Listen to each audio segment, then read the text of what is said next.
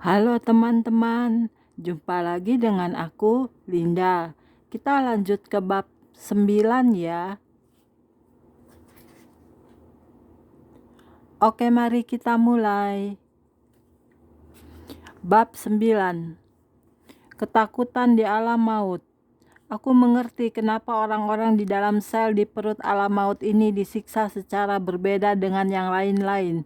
Banyak yang tidak ku mengerti. Aku sungguh-sungguh mendengarkan Yesus dan membuat catatan dari apa yang ku dengar dan kulihat untuk kemuliaan Tuhan. Sejauh mata memandang, sel-sel itu berada dalam lingkaran yang tak berakhir. Rintihan ratapan keluh kesah datang dari sel-sel itu waktu kami lewat. Tak kami belum berjalan jauh ketika Yesus berhenti di depan sebuah sel yang lain. Ketika kami melihat ke dalam, timbul cahaya. Yesus yang menciptakan cahaya. Aku berdiri dan melihat jiwa itu, dan aku tahu dia sedang disiksa berat. Dia seorang wanita yang lain lagi, dan warnanya biru abu-abu. Dagingnya mati, dan bagian-bagian yang membusuk berjatuhan dari tulangnya. Tulang-tulangnya semua terbakar menjadi hitam pekat dan memakai potongan pakaian yang compang-camping. Cacing-cacing merayap keluar dari daging dan tulang-tulangnya. Udara yang kekotor memenuhi selnya. Seperti wanita sebelumnya, dia pun duduk di kursi goyang. Dia sedang memegang sebuah boneka kain. Dan kalau dia bergoyang, dia menangis dan memegang boneka itu ke dadanya. Sedusan yang hebat mengguncang tubuhnya, dan ratap tangis terdengar di selnya. Yesus bercerita kepadaku, dia juga hamba iblis. Dia jual jiwanya kepadanya dan semasa hidupnya dia melakukan semua kejahatan. Iblis itu, ilmu sihir itu nyata, kata Yesus. Wanita ini mengajar dan melakukan ilmu sihir dan menyebabkan banyak orang berbalik ke jalan dosa. Mereka yang menjadi pengajar ilmu sihir mendapat perhatian khusus dan kuasa yang lebih besar dari iblis daripada mereka yang hanya melakukannya. Dia seorang peramal dan medium untuk tuannya. Dia mendapat hadiah dari iblis untuk setiap kejahatan yang dilakukannya. Dia tahu bagaimana menggunakan kuasa kegelapan untuk dirinya sendiri dan untuk iblis. Dia pergi ke penyembahan-penyembahan setan dan memuji iblis. Dia adalah wanita yang kuat baginya. Aku ingin tahu berapa banyak jiwa yang sudah ditipunya untuk iblis. Kupandang kerangka berjiwa yang sedang menangisi sebuah boneka kain yang hanya berupa sepotong kain kotor. Hatiku sedih dan mataku penuh air mata. Di dekapnya erat-erat boneka kain itu, seolah-olah benda itu bisa menolongnya. Bau kematian memenuhi tempat itu. Kemudian kulihat dia mulai berubah seperti wanita yang terdahulu. Pertama-tama berwujud seorang wanita tua dari tahun 1930, kemudian menjadi wujud wanita muda masa kini. Berulang kali dia berubah wujud secara ajaib begitu tepat di depan kami. Wanita ini, kata Yesus, bagi iblis sepadan dengan pengkhotbah, sama seperti Injil yang dikhotbahkan kepada kita oleh pendeta asli. Demikian juga iblis mempunyai pendeta-pendeta palsu. Dia punya kekuasaan setan yang kuat, di mana untuk menerimanya dia diwajibkan menjual jiwanya. Karunia-karunia jahat dari iblis itu seperti sisi yang berlawanan pada sebuah mata uang logam dengan karunia-karunia roh yang dilimpahkan oleh Yesus kepada orang percaya. Inilah kuasa kegelapan. Pekerja-pekerja dari iblis ini bekerja di praktek-praktek ilmu gaib, tokoh-tokoh sulap sihir, ahli membaca telapak tangan, dan dengan cara-cara lain. Medium dari iblis adalah pekerja dengan kuasa setan yang kuat.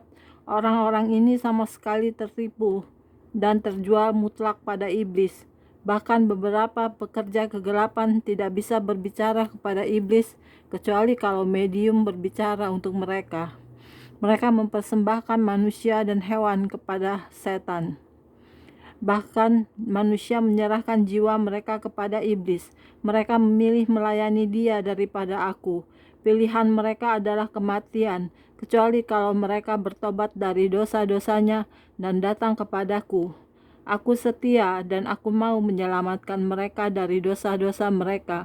Banyak juga yang menjual jiwa mereka, yang berpikir bahwa mereka akan hidup untuk selamanya, tapi mereka akan mengalami kematian yang mengerikan.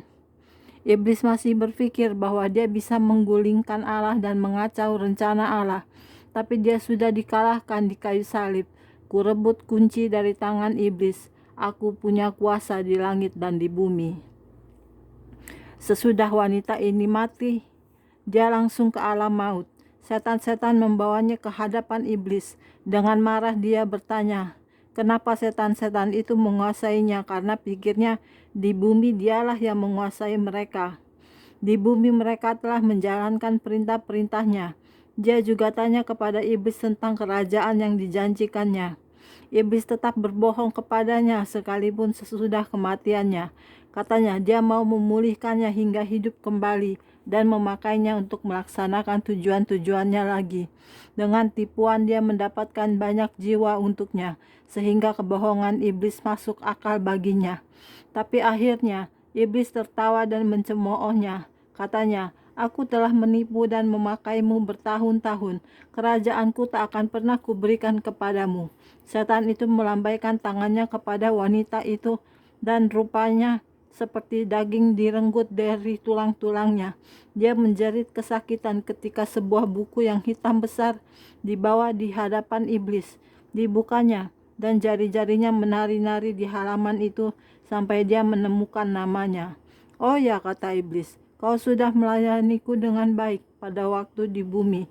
Kau bawa padaku 500 jiwa. Dia berbohong dan berkata kepadanya, hukumanmu tidak akan seberat yang lainnya.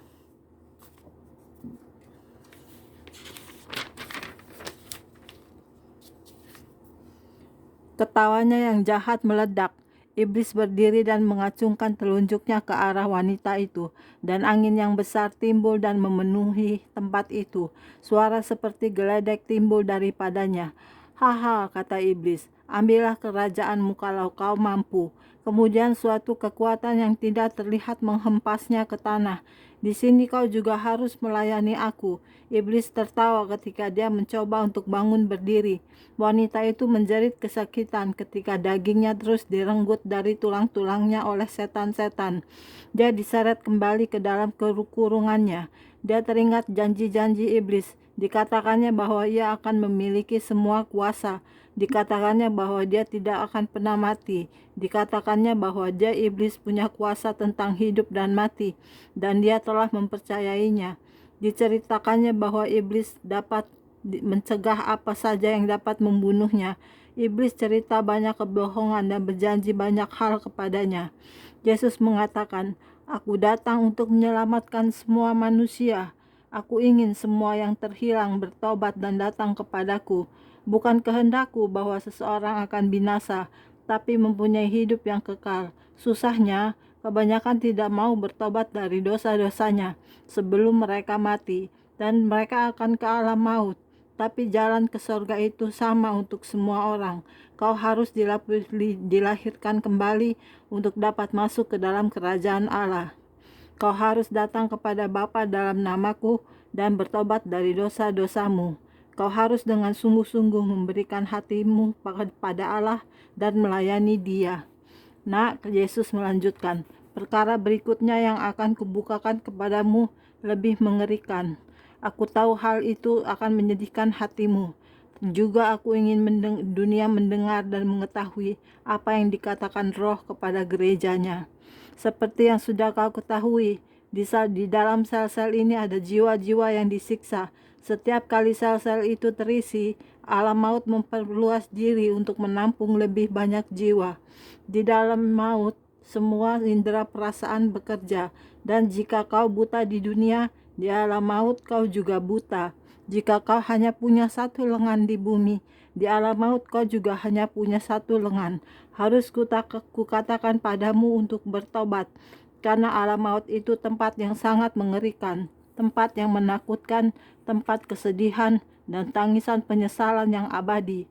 Kumohon, percayalah kepada apa yang kukatakan, karena itu benar. sulit bagiku karena aku sering sakit selama aku membuat catatan ini.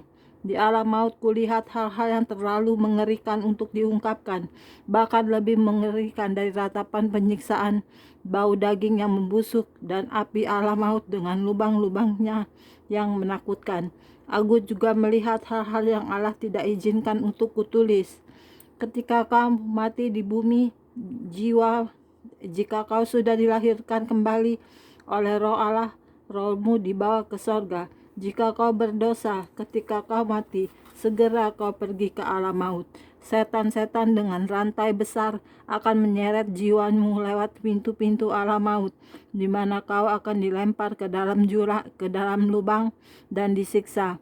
Pada waktunya, kau akan dibawa menghadap iblis. Di dalam maut, kau mengetahui dan merasakan semua perkara yang terjadi kepadamu.